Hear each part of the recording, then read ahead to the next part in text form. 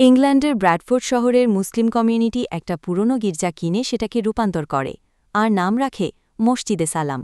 প্রথম দিকে সবকিছু ঠিকঠাকই চলছিল, কিন্তু রাতের বেলা, বিশেষ করে তাহাজ্জুদের সময়, যারা মসজিদের ভেতরে থাকত তারা অদ্ভুত ছায়া দেখতে পেত, আর মাইকে আজান দেওয়ার সময় কারো গলা আটকে যেত।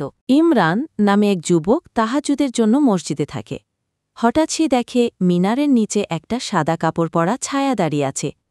সে ভাবে হয়তো কেউ দেরি করে নামাজ পড়তে এসেছে, কিন্তু ছায়াটা কথা বলে না। হঠাৎ সে ইমরানের দিকে তাকিয়ে শুধু এক লাইন বলে, তুমি কি অনুমতি নিয়েছ এখানে ডাকের? ইমরান ভয় পেয়ে দৌড়ে ইমামের ঘরে পালায়। পরদিন সকালে ইমাম সাহেব জানালেন, এই জায়গাটা আগে এক সন্ন্যাসীর দ্বারা বাঁধা ছিল। এখানে কিছু জিন বসবাস করত, যারা শুধু ঈমানদারদের ভয় পায়। মসজিদে নামাজ ঠিক আছে, কিন্তু এখানে চুপচাপ রাত পার করাই ভালো।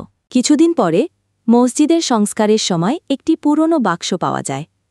সেখানে আরবি হরফে লেখা ছিল, এই স্থান এখনও মুক্ত নয়, যারা অজ্ঞতা দেখাবে তাদের শাস্তি হবে। আল্লাহর নামে এই স্থান শুদ্ধ করা হোক। 1458 খ্রিস্টাব্দ। চিঠিটা কেউ পড়ার পরে অদ্ভুতভাবে আগুন লেগে যায়, কিন্তু বাক্সটা অক্ষত থাকে। এরপর মসজিদের বড় হাফেজ কারি সাহেব 40 দিন সেখানে ইতিকাফে বসেন। নিয়মিত কোরআন তিলাওয়াত হয়। ধীরে ধীরে অশান্তি কমে আসে।